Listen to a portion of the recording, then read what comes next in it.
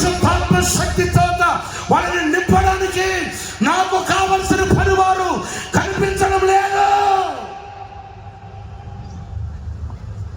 ఎవరో పనివారు? ఎలాంటి పనివారు? ఏ యోగ్యత కలిగిన పనివారు? ఏ అర్హత కలిగిన పనివారు?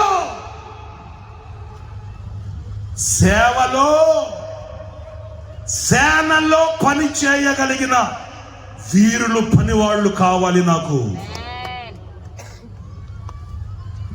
సేవలో పని చేయగలిగిన ఏంటంటే సేవలో పని, సేవలో సేన. ఈ సేనలో పని చేయగ అంటే సేవ అంటే పని ఏంటి? అందరు నా వైపు చూడండి.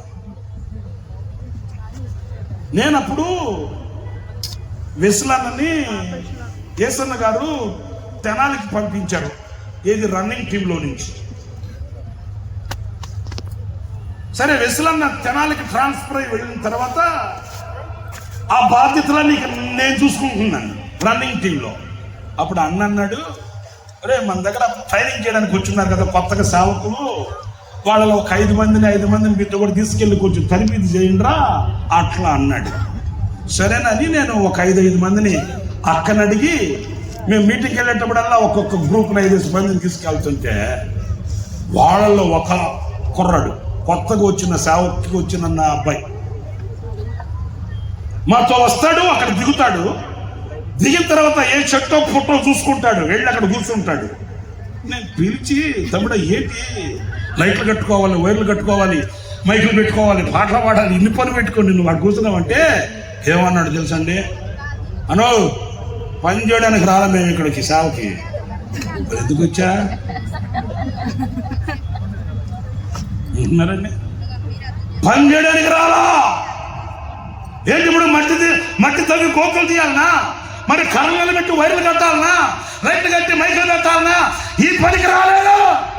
మరి దేనికి వచ్చావు? సేవకు వచ్చా. వాక్యం ఏమంటుంది? సేవలో పని పని పని.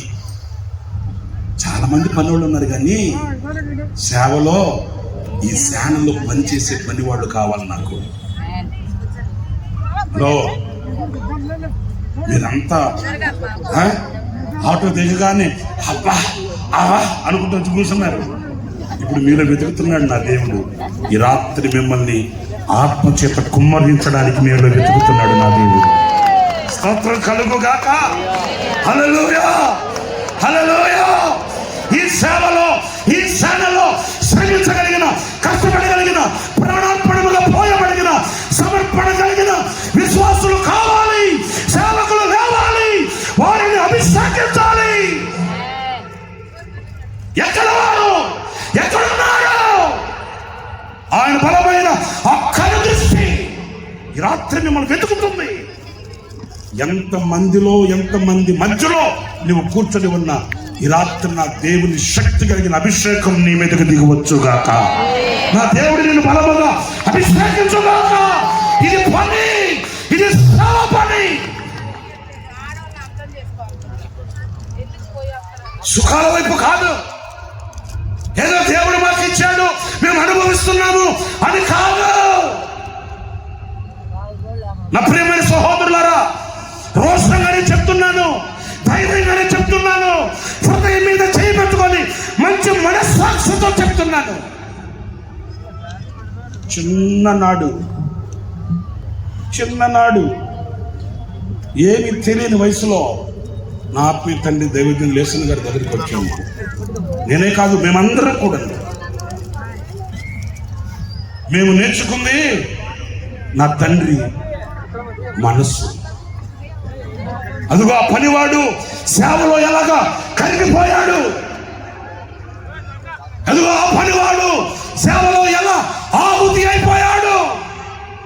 అదిగో ఆ పనివాడు ఎలా కొవ్వొత్తు వలె కరిగి కరిగి కరిగి కరిగి ఈ సేవ పని కలముట్టించాడు. ఈ మా కళ్ళతో మేము చూసిన దానిని మేము బాటగా వేసుకున్నాం. ఈనాటికి ఆయుధంగా ధరించుకున్నాం.